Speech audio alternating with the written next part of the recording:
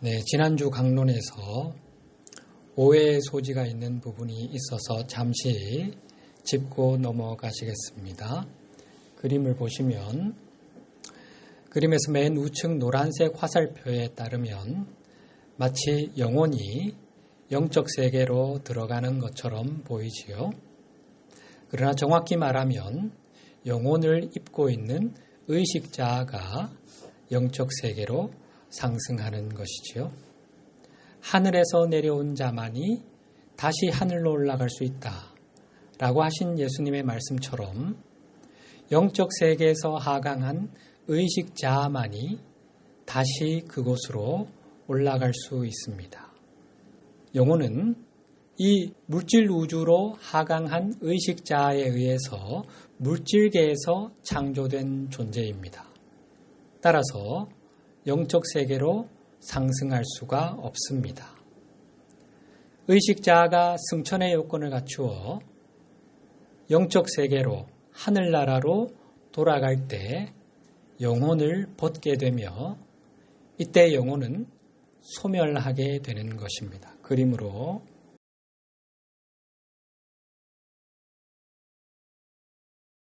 이렇게 말이죠. 지난주 육신을 벗은 영혼들이 맞닥뜨리게 될 여정에 관해서 살펴보았지요. 이번 생을 끝으로 영적 세계로 상승할 영혼이 아니라면 우리 영혼이 재차 경험하게 될 심령계, 즉 감정층, 정체성층, 멘탈층에 관해서 좀 더 자세하게 알아둘 필요가 있습니다.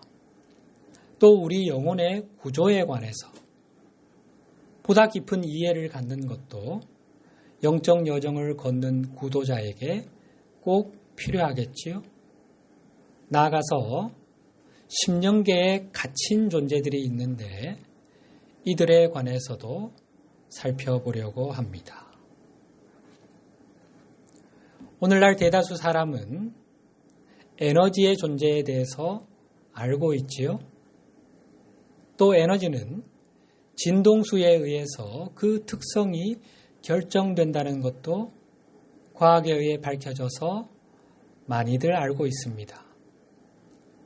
아인슈타인에 의해 밝혀진 진실, 곧 우주에 존재하는 모든 것이 에너지로 이루어져 있다는 사실도 어느 정도는 알고들 있지요. 그러나 대다수 사람은 아직 이런 발견들이 지닌 놀라운 의미를 제대로 이해하지 못하고 있습니다.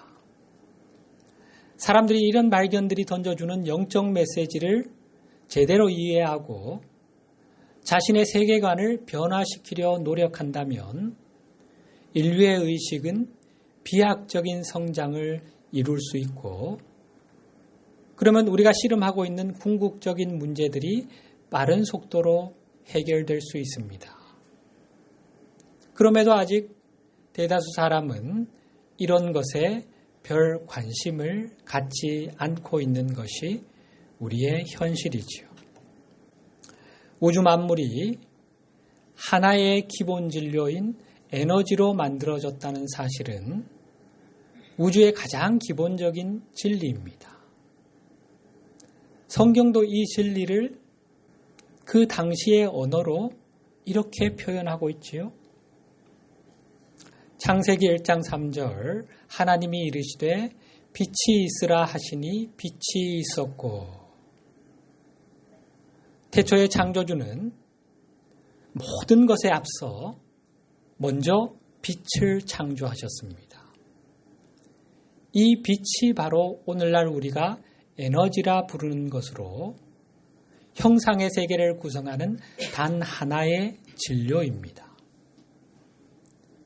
이미 아시는 것처럼 가시적인 빛, 우리가 눈으로 볼 수 있는 빛은 일정한 주파수의 범위 내에서 진동하는 에너지의 파동입니다. 또 가시적인 빛보다 높거나 낮은 주파수로 진동하는 빛 역시 존재하는데 이러한 빛들은 우리 눈에 보이지는 않지요. 눈으로 볼 수 없다고 존재하지 않는 것은 아니지요. 여기서 말하고자 하는 것은 존재하는 모든 것은 진동이라는 것입니다. 에너지는 곧 진동이기 때문입니다. 따라서 존재하는 모든 것은 진동하는 에너지다라고 표현할 수도 있습니다. 아니, 단단하고 고정된 물체, 이런 벽, 그리고 돌덩어리 같은 것이 어떻게 진동하는 에너지란 말인가 하는 의문이 들 수 있지요. 진동하는 에너지가 돌의 형상을 지닌 매트릭스, 주형, 형틀, 거푸집 안에 갇혀 있는 것이 우리가 돌로 인식하는 물체입니다. 그림으로 한번 보실까요? 매트릭스는 주형, 형틀, 거푸집을 말합니다. 그 안에 진동하는 에너지가 갇혀 있습니다. 유동적인 에너지를 가두고 있는 단단한 매트릭스는 우리의 의식, 곧 인류의 집단의식에 의해 생겨난 것입니다. 원래는 이렇게 단단하지 않았죠. 물질의 밀도가 그렇게 태초에 창조되었을 때는 높지를 않았기 때문에 물질이 쉽게 바뀔 수 있었습니다. 우리의 의식으로 바꿀 수가 있었습니다. 예수님이 그걸 시범 보여주셨지요. 존재하는 모든 것이 진동이라면 형상의 세계에서 침투할 수 없는 장벽이란 존재하지 않습니다. 기본적으로 모든 것이 동일한 진료로 구성되어 있으며 단지 서로 다른 주파수로 진동하고 있을 뿐이기 때문입니다. 진동 주파수만 바뀌면 서로 통합되거나 분리되는 것이 얼마든 가능하다는 거지요. 예수님께서 이런 말씀을 하셨지요. 요한복음 14장 2절 상반절 내 아버지 집에 거할 곳이 많도다. 무슨 뜻입니까?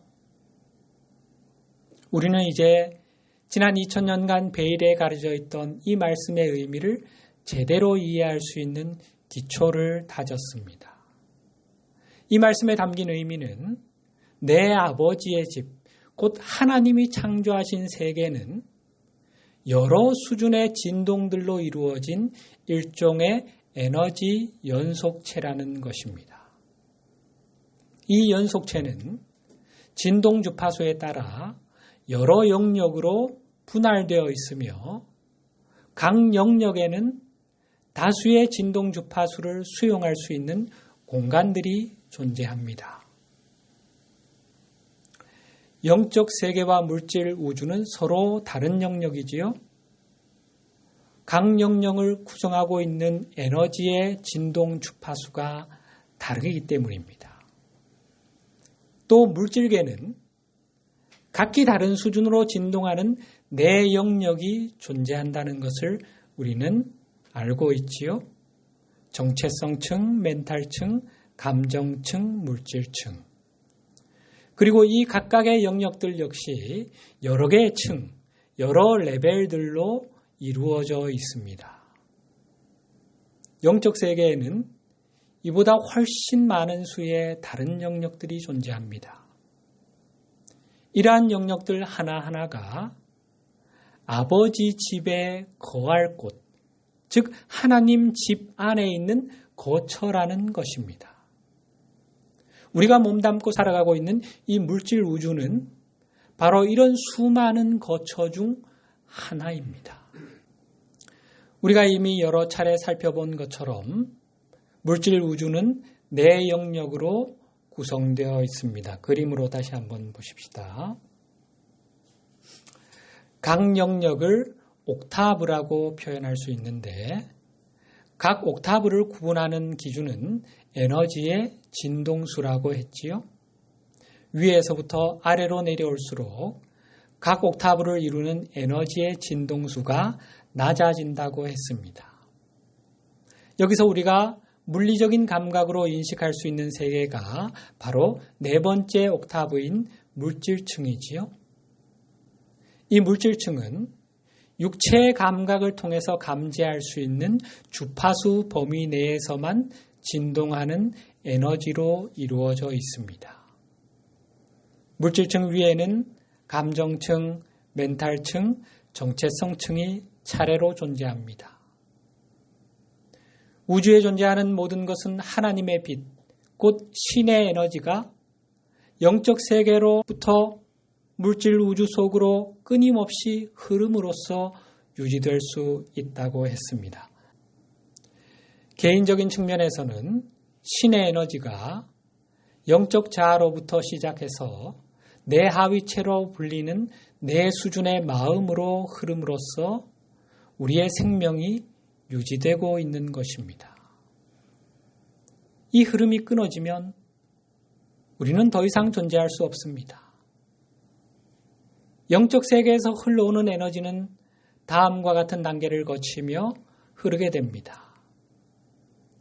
현존에게서 흘러오는 생명 에너지는 가장 먼저 정체성 마음으로 흘러 들어가게 됩니다. 정체성체라고도 하는 곳이죠. 이곳은 우리가 삶의 여정을 통해 이 세상에서 쌓아온 우리의 자아 정체감을 저장하는 곳입니다. 영적 세계의 에너지가 우리 존재 속으로 들어오게 될 때 그 에너지는 먼저 이 정체감을 통해서 흐르게 됩니다. 그 과정에서 에너지는 우리의 자아감이 지니고 있는 색채에 의해 물들게 됩니다. 우리가 본래 정체성을 잃고 스스로를 유인원의 후에 물질적인 존재, 유한한 존재 또는 죄인으로 인식하게 되면 이 그릇된 자아 정체감에 의해 하나님의 에너지가 왜곡되고 오염되고 혼탁해지는 것입니다. 이 정체성 마음에는 세상을 어떻게 바라보는지, 신에 대해 어떻게 생각하는지, 그리고 나와 세상, 나와 하나님과의 관계를 어떻게 설정하고 있는지에 대한 것들도 들어 있습니다. 세계관, 가치관, 인생관과 같은 삶에 대한 거시적인 관점이 형성되는 자리가 바로 여기라는 겁니다. 따라서 정체성 마음은 우리가 이 세상에서 삶에 대처하는 방식을 결정하는 초석이 됩니다. 정체성 마음을 통과한 에너지는 정신적인 마음으로 흘러가게 됩니다. 멘탈체라고 부르는 영역이기도 하지요. 이곳은 말 그대로 정신활동의 영역, 곧 생각이 떠다니는 영역입니다. 따라서 이곳에서 에너지는 우리가 자신과 세상에 대해 지니고 있는 생각의 색상에 의해 물들게 됩니다. 우리의 정신적인 마음이 부정적인 생각으로 가득 차 있으면 멘탈층의 에너지가 오염되겠지요. 생각은 우리가 지니고 있는 자아 정체감에서 비롯됩니다. 유한한 존재요, 죄인이라는 자아감에서 우주 만물을 다스릴 수 있다는 생각이 나올 수가 없는 거지요. 호랑이가 스스로를 고양이로 인식하면서 태산을 호령하겠다는 생각을 할 수는 없는 거지요. 예수님께서 세상이 놀랄 만한 일을 행하시고 그런 가르침, 그런 생각들을 펼치실 수 있었던 것은 당신 자신을 하나님의 아들로 인식했기 때문입니다. 하나님의 아들이란 자아 정체감을 갖게 될 때 이런 생각을 할 수 있고 이런 삶을 살 수 있다 하고 시범 보여주신 것입니다. 하나님의 자녀라는 본래의 자아감을 갖게 되면 우리 안에서 그런 지혜가 샘솟기 시작합니다. 생각은 정체성의 하위 단계에 있기 때문에 정체감을 형성하고 있는 이미지들보다는 다소 유동적이고 쉽게 변할 수 있습니다. 우리의 자아 정체감이 큰 그림을 어떻게 볼 것인지를 결정하는 것이라면 생각은 그 그림의 세부 사항을 어떻게 이해할 것인지를 결정하는 것이라고 할 수 있습니다. 따라서 자아감이 세상 자체를 어떻게 바라볼 것인지를 결정한다면 생각은 세상이 어떤 식으로 작동하고 있다고 생각하는지를 결정하는 것입니다. 예를 들어 보십시다. 과학적 유물론에 입각한 정체감을 갖고 있는 사람이라면, 즉 인간은 물질적인 존재이며 유한한 존재라는 자아감을 갖고 있는 사람이라면 그는 세상이 기계적으로 움직인다고 생각할 것입니다. 세상의 모든 변화를 기계적 운동으로 인식하는 겁니다. 반면에 신의 존재를 인정하면서 자신을 하나님의 자녀로 여기는 사람이라면 가시적인 세계의 이면에는 세상을 움직이는 보이지 않는 손, 하나님의 사랑, 은총, 하나님의 법칙들이 존재하며 그것이 이 우주를 움직이는 메커니즘이라고 생각할 것입니다. 이처럼 자아 정체감에 따라 생각의 방향이 달라지게 되는 것이지요. 정체성 마음과 정신적인 마음을 차례로 통과한 에너지는 다음으로 감정적인 마음으로 흘러들게 됩니다. 이곳에는 우리가 자신과 세상에 대해 느끼고 있는 감정적인 것들이 담겨 있습니다. 감정은 생각보다 더 유동적이지요. 감정은 움직이는 에너지이며 육체적인 행동에 앞서 일어나는 일종의 전조라고 할 수 있습니다. 따라서 감정은 생각에 의지해서 어떻게 행동할 것인지를 결정하게 됩니다. 감정은 생각에서 생겨나며 그렇게 생겨난 감정이 행동으로 이어지게 되는 것입니다. 생각 그 자체는 곧바로 행동으로 옮겨지지는 않습니다. 생각은 하나의 아이디어에 불과하며 그것이 육체적인 행동으로 옮겨지기 위해서는 그 생각에 감정이 지닌 두 가지 특성이 더해져야만 합니다. 그 두 가지 특성이란 방향성과 강도입니다. 감정은 우리가 지닌 생각을 특정한 행동으로 옮기도록 행동의 방향을 지시합니다. 또 감정에 따라 행위의 정도, 행동의 종류가 결정되는 것입니다. 예를 들어 볼까요?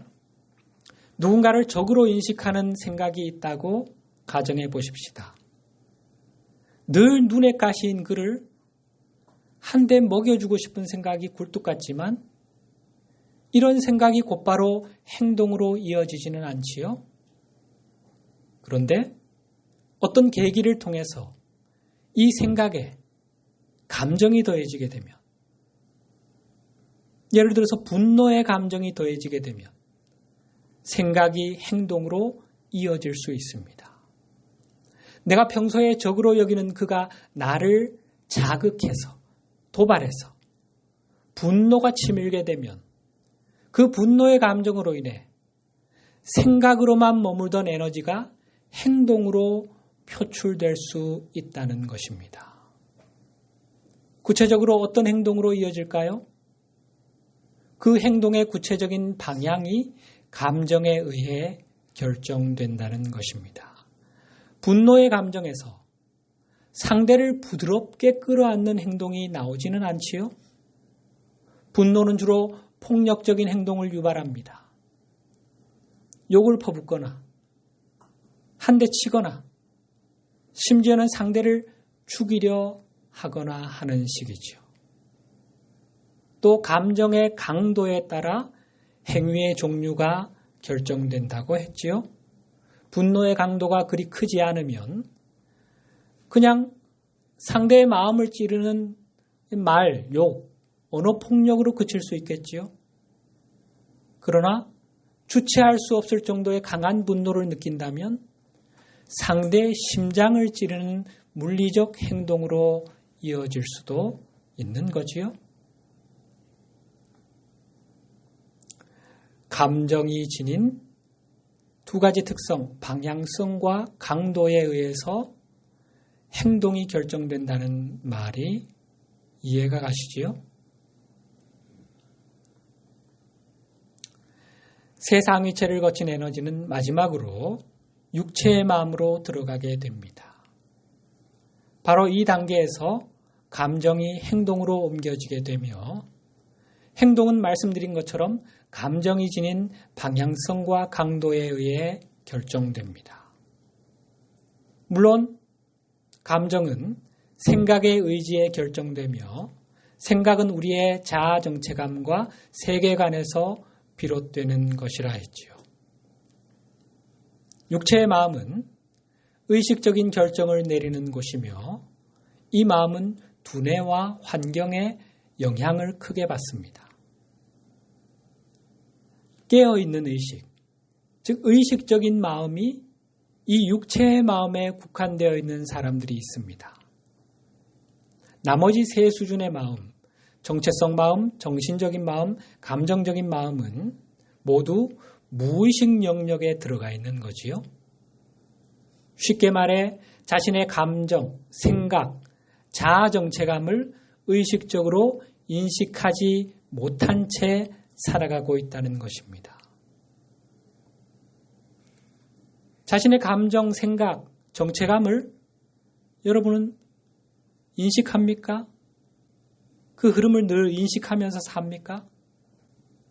많이 깨어난 사람들은 그게 가능하지요? 그것을 인식하고 내 의식의 영역으로 끌어와서 그것을 내가 조절할 수 있다면 어떨까요? 내 안에 감정이 일어날 때마다 그게 한 걸음 물러서서 훤히 보입니다. 분노, 두려움. 내가 그걸 객관적으로 인식할 수 있으면 다스릴 수 있고 조절할 수 있겠지요. 그것에 휩싸여서 노예가 되는 것이 아니라 저 멀리서 분노의 감정이 일어날 것 같으면 내 안에서 분노의 감정이 일어나서 나를 사로잡으려 하네? 쓱 제쳐놓으면 됩니다. 생각도 마찬가지입니다. 부정적인 생각이 나를 덮치려 할 때 물러가게 하면 됩니다. 정체감 역시 마찬가지죠.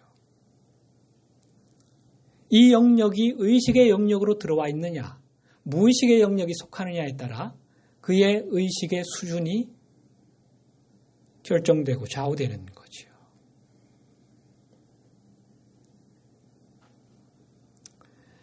영적 구도자들은 대개 의식의 영역을 육체의 마음 너머로 확장해온 사람들입니다. 무의식층에 속하던 자신의 세 상위체의 일부 또는 전부를 의식의 영역으로 끌어올렸다는 것입니다. 쉽게 말해서 자신의 감정, 생각, 정체성의 흐름을 의식적으로 인식할 수 있다는 말입니다. 이들이 삶의 영적인 측면에 열려 있는 이유가 바로 이것입니다.